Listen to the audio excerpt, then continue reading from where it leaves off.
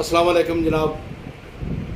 ये फरमाइश चौधरी भाई साहब जहांगीर चंगीर वाले और चाचा नीफ साहब बेगपुर वाले उन्होंने फरमाइश के मुताबिक तुहाडे अगे दो इशार पेश करते हैं।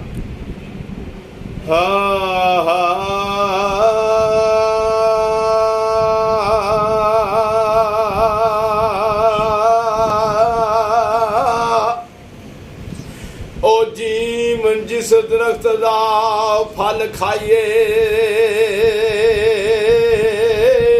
सुक जाए ते ओनों कटिए ना। ओ जिनू यार कहिए ओदे नाल रहिए ते लोकी देन ताने पिछा हटिए ना। ओ सर दे पंड गमांदी चाल ये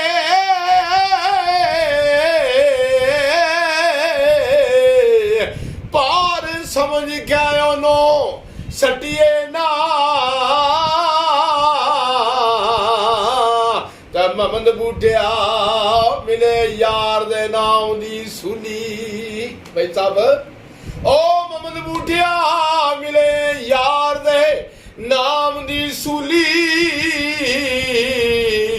ते झूठा ले लइए पिछा हटिए ना।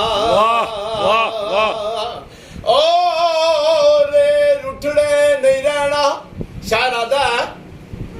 ओ रे रुठड़े ए नहीं रहना उम्र सारी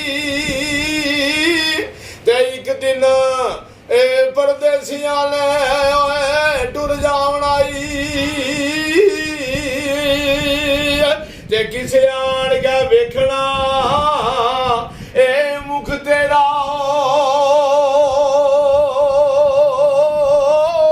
ते किसे आन के वेखना शादिया मुख तेरा किस गली तेरी फेरा ए पावनाई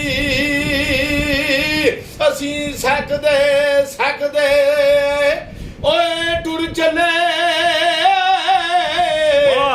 तुसा सकदे आई मर जावनाई। ते महमद बूटिया चाचा नीफ साहब ओ महमद बूटिया रोंदिया उम्र गुजर गई ते हुण किसनू रोक आल ओए सुनावनाई।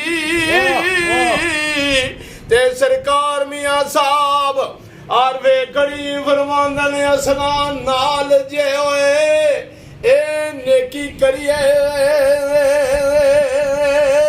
ते नस्लां तक ना भुल दे ते बादे सला नाल जे नेकी करिए उल्टियां चालां चलदे ते लै हुण यार हवाले रब दे मिल लै जांदी बारी। इस मिलन तू सकदा रैसे रो उम्र ए सारी। जज़ाकल्लाह, थैंक यू।